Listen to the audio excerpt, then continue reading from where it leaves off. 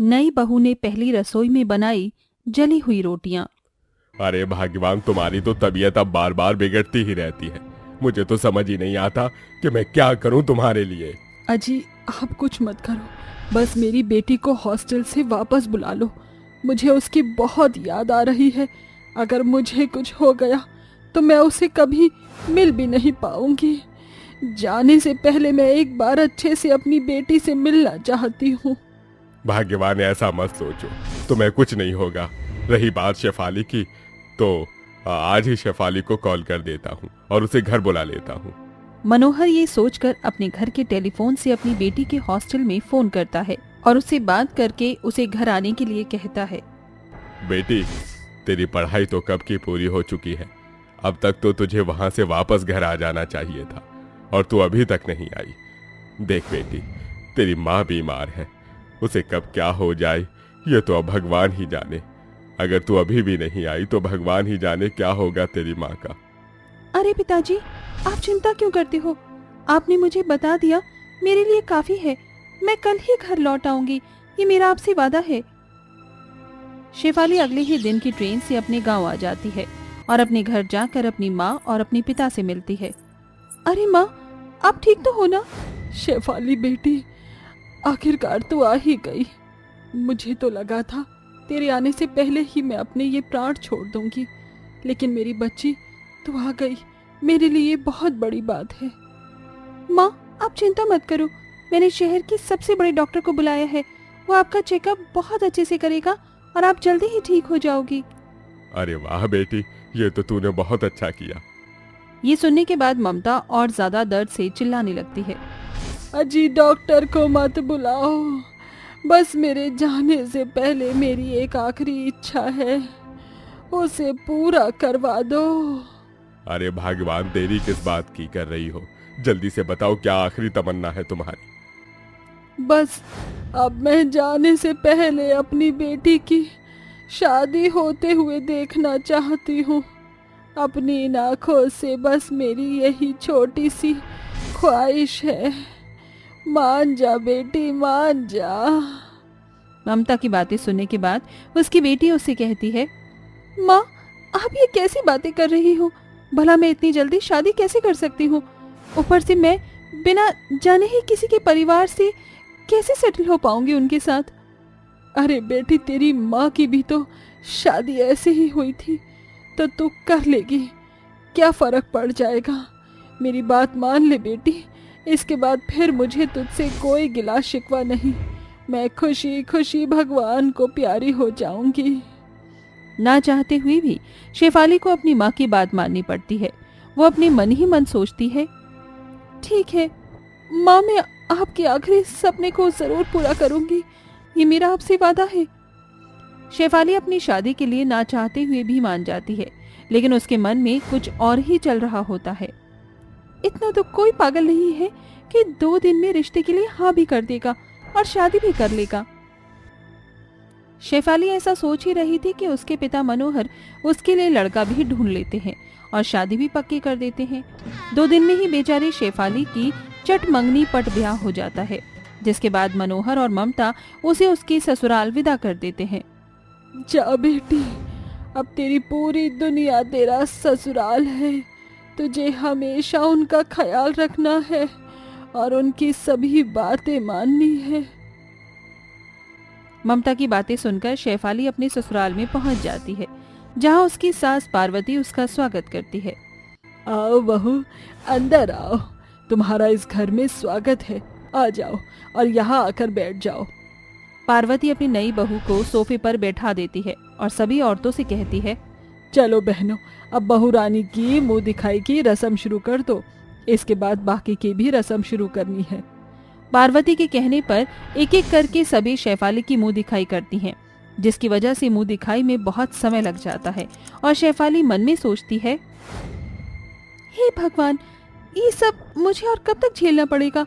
मुझे तो कुछ समझ ही नहीं आ रहा कि अब मैं क्या करूं। शेफाली बहुत थक चुकी थी। आखिर में जब उसकी सास पार्वती उसकी मुंह दिखाई करती है तो वो सोने और डायमंड का नेकलेस अपनी बहू शेफाली को देती है। ये ले बहू, ये सब तेरी मुंह दिखाई में। अब जाकर अपने कमरे में थोड़ा फ्रेश हो जा, क्योंकि इसके बाद तेरी रसोई की रस्म होगी।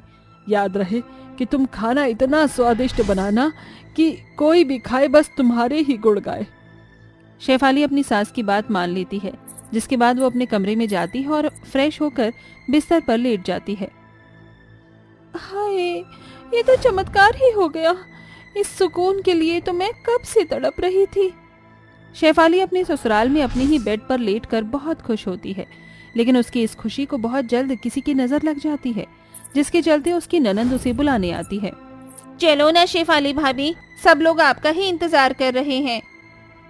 शेफाली अपनी ननंद की बात मानकर नीचे आ जाती है, जहाँ पर पार्वती उसे रसोई में लेकर जाती है और रसोई के बारे में सब समझा देती है। देखो, मैंने तुम्हें सब समझा दिया है। अब तुम यहाँ पर आराम से सभी के लिए खाना बना सकती हो। पार्वती किचन के बारे में समझाने के बाद वहाँ से चली जाती है, लेकिन बेचारी शेफाली तो हॉस्टल से आई हुई लड़की थी, उसे खाना तो बनाना आता ही नहीं था। अरे ये क्या, माँ जी ने मुझे खाना बनाने के लिए बोल तो दिया, लेकिन शायद उन्हें ये नहीं पता कि मुझे तो खाना बनाना आता ही नहीं है।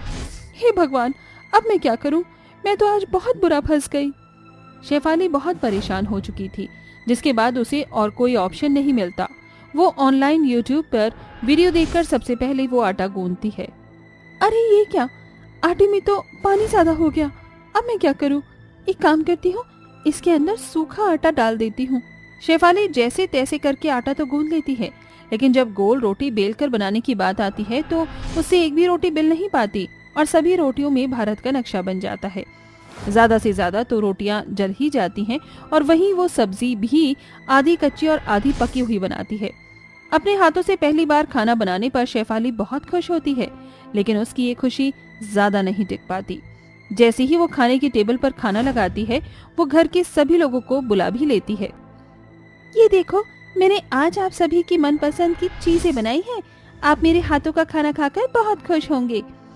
शेफाली बड़े ही कॉन्फिडेंस के साथ खाना लगाती है, लेकिन जब घर के सभी सदस्य खाने की शक्ल देखते हैं तो वो गुस्सा हो जाते हैं। अरे बहू, ये सब क्या है? ये तूने कैसा खाना बनाया है? बिल्कुल बकवास लग रहा है। छी छी, ऐसा खाना खाकर मुझे मरना नहीं है। प्रियांक बिना खाना खाए ही उठ जाता है। हे भगवान, बहू तू इतनी बड़ी हो गई, तुझे घर के कामों के बारे में जरा भी नहीं पता। और ये सब कैसी रोटियां हैं? क्या तुझे रोटियां बेलनी नहीं आती?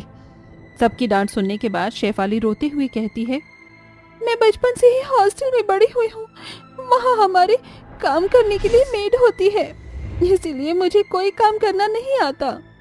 शेफाली के रोने पर पूरा परिवार उसे चुप करवाता है, जिसके बाद उसकी सास उससे कहती है, मेरी प्यारी बहू, तुम्हें रोटियां बनानी नहीं आती तो क्या हुआ, मैं हूं ना, तुम्हें रोटियां बनाना मैं सिखा दूंगी।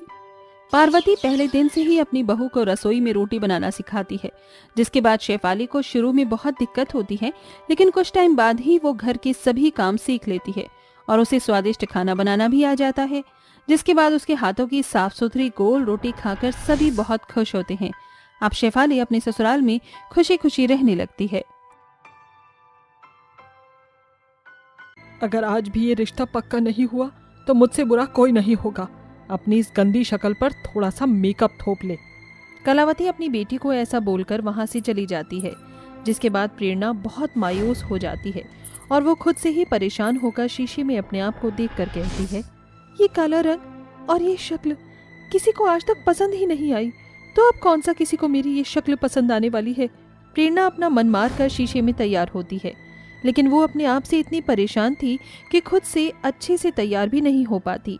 वो सिंपल सा एक सूट पहन लेती है और सभी मेहमानों के सामने आ जाती है। तभी उसको देखते ही लड़के की माँ कहती है, अरे मोरी भैया, ये तो पूरा काला कोयला है।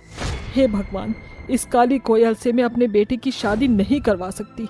ये सुनते ही कलावती को गुस्सा आता है और वो पुष्पा से कहती है, ये तुम कैसी बातें कर रही हो? किसी के काले गोरे होने से कोई फर्क नहीं पड़ता। वो इंसान कितना अच्छा है ये बहुत ज्यादा महत्वपूर्ण है। और मेरी बेटी बहुत संस्कारी है, जैसी आजकल लोगों को अपने घर के लिए बहू चाहिए होती है, बिल्कुल वैसी ही है। तभी पुष्पा का बेटा लकी उसके कान में कहता है, ना ना माँ, नहीं, मैं नहीं करूँगा इस काले कोयले के साथ शादी। इसको तो मैं अपने दोस्तों के सामने भी नहीं ले जा पाऊंगा। अरे बेटा, तू चिंता क्यों करता है? इस कल्लो मैया की शादी तो तुझसे होने से रही। चल अब चलते हैं यहाँ से। फिर से एक और बेइज्जती होने के बाद प्रेरणा से रहा नहीं जाता और वो रोते हुए अपने कमरे में चली जाती है और अपने कमरे का दरवाजा बंद कर लेती है। बाहर से कलावती अपनी बेटी प्रेरणा से कहती है, हाँ, छुपा ले मुंह, कल मुंह ही करम जली। मुझे तो पता ही था कि इस बार भी तेरा रिश्ता होने से रहा। कलावती ऐसा कहकर अपने पति के पास जाती है।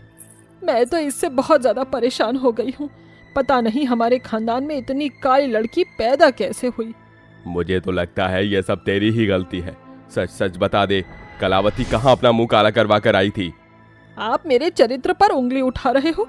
ये मैंने कभी सोचा भी नहीं था। इस कल्लो मैया की वजह से मुझे क्या क्या दिन देखने पड़ रहे हैं। अब तो मुझे अपने दोनों बेटों को ही बुलाना पड़ेगा।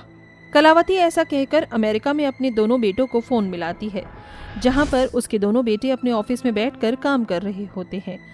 अरे चिराग, देख माँ का फोन आ रहा है। मुझे एक अर्जेंट फाइल अंदर लेकर जानी है। तू जरा माँ को अपने फोन से फोन कर ले। विजय फाइल लेकर अपने बॉस के केबिन में चला जाता है, जिसके बाद चिराग अपनी माँ को फोन करता है। हाँ माँ, क्या हुआ? आप घर पर सब ठीक तो हैं? आपने ऑफिस टाइम में ही कॉल कर दी। अरे ना मूर्खो, तुम दोनों तो वहाँ जाकर बैठ गए हो और यहाँ पर मेरे सर पर ये बोझ पड़ा हुआ है। इसे कौन उतारेगा? अरे माँ, आप कौन सी बोझ की बात कर रही हो? हम अच्छा खासा कमा कर आपको पैसे भिजवा देते हैं। घर में किसी चीज की परेशानी नहीं होने देते। फिर आप ऐसा क्यों बोल रही हो? तेरी जो ये बहन है ना, इसके काले रंग की वजह से इसका कोई रिश्ता नहीं हो रहा और अब मैं तो हो गई हूँ तंग। इसीलिए दोनों तुरंत के तुरंत वापस लौट आओ, नहीं तो मैं इस कल्लो को इस घर से धक्के मारकर निकाल दूंगी। अपने बेटे को धमकी देकर कलावती तुरंत फोन काट देती है, जिसके बाद चिराग इस बारे में अपने भाई विजय को बताता है। उन दोनों के पास अब कोई भी ऑप्शन नहीं था, क्योंकि उन्हें अपने घर गए हुए भी कई साल हो चुके थे। वो दोनों अपनी और अपनी पत्नियों की टिकट कराते हैं और अपने गांव पहुंच जाते हैं। अरे माँ, दरवाजा खोलो, तुम्हारे दोनों बेटे आ गए हैं। जैसे ही कलावती दरवाजा खोलती है, दरवाजे पर उसके दोनों बेटे अपनी दोनों अंग्रेजन पत्नियों के साथ खड़े होते हैं। अरे मेरे लाल, मेरे हरे, मेरे गुलाबी, मेरे नीले, मेरे लाडले बेटे, आ जाओ, अपनी माँ के गले लग जाओ। तुम्हारी माँ का सीना कब से तुम्हें गले लगाने के लिए तड़प रहा था। कलावती अपने बेटों को गले लगाने के बाद अपनी अंग्रेजन बहुओं से कहती है, अरे वाह, इस बार तो मेरी अंग्रेजन बहू भी साथ आई है। चलो चलो आ जाओ, मेरे पैर छू लो और मुझसे आशीर्वाद ले लो। कलावती के कहते ही उसकी दोनों अंग्रेजन बहू उसके पैर छूते हुए कहती हैं, नमस्ते मामी जी। प्रणाम मामी जी, कैसी हो आप? मैं तो ठीक हूँ, तुम दोनों बताओ, बड़ी कमजोर लग रही हो। चलो तुम्हें देसी घी के पराठे खिलाती हूँ, जिससे तुम बहुत जल्दी मोटी हो जाओगी। जहाँ पूरा परिवार एक दूसरे को प्यार प्रेम दिखाता है, वहीं बेचारी प्रेरणा पूरे परिवार से अलग अपने कमरे में ही घुट रही होती है, जिसके चलते सबसे पहले सोफिया और एलिना उसी के पास जाती हैं, क्योंकि उन्हें अपनी काली ननंद के काले रंग से कोई भी दिक्कत नहीं थी। वो उसके दिल से बहुत प्यार करती थी, मानो जैसे उसकी ननंद उनकी दुलारी हो। तुमने खुद को यहाँ अकेले बंद क्यों किया है प्रेरणा? रो रो कर तुम्हारा तो हालत ही बिखर गया। बिखर नहीं भाभी जी, बिगड़ गया है। इस घर में मुझे कोई भी प्यार नहीं करता सिवाय आप दोनों के। आप दोनों यहाँ हमेशा नहीं रहती हो, मुझे आप दोनों की बहुत याद आती है। पिछली बार की तरह फिर से मेरे रिश्ते वाली काले रंग की वजह से मुझे नापसंद करके चले गए। मुझे बहुत बुरा लगा। ये सुनते ही सोफिया और एलिना प्रेरणा को गले से लगा लेती हैं और उसकी आंखों में आंसू पहुंचती हैं।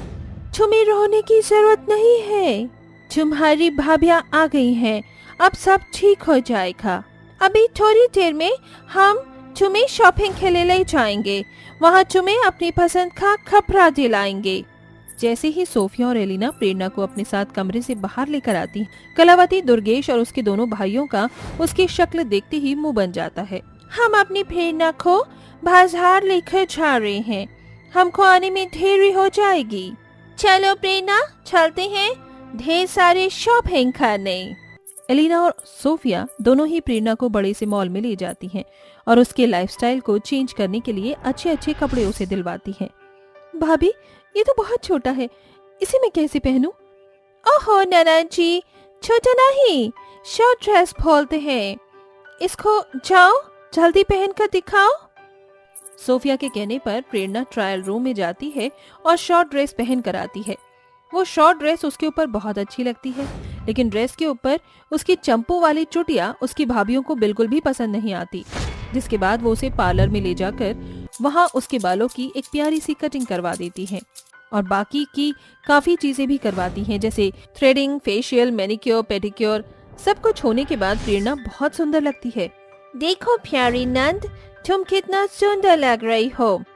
कलर रंग से फर्क नहीं पड़ता, सिर्फ हमको हमारी खूबसूरती को निखारना आना चाहिए। उस दिन एलेना की बातें सुनकर और अपने आप को शीशे में देखकर प्रेरणा सब समझ जाती है, जिसके चलते वो अपने लाइफस्टाइल को पूरा ही बदल देती है। उसकी भाभियां उसे अच्छा मेकअप करना भी सिखा देती हैं।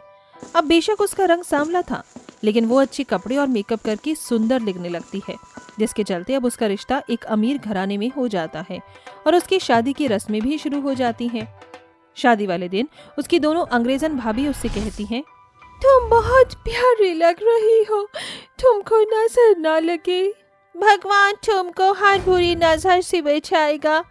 तुम हमेशा हमारी दुलारी रहोगी ननन जी। अंग्रेजन भाभियों को उनकी ननन से इतना प्यार करते हुए देख विजय, चिराग और उनके माता पिता को अपनी गलती का एहसास होता है और वो सभी प्रेरणा से माफी मांगते हैं। आप सभी को अपनी गलती का पछतावा है और आप सभी ने मुझे अब वो प्यार दिया है जिसके लिए मैं कितने सालों से तड़प रही थी।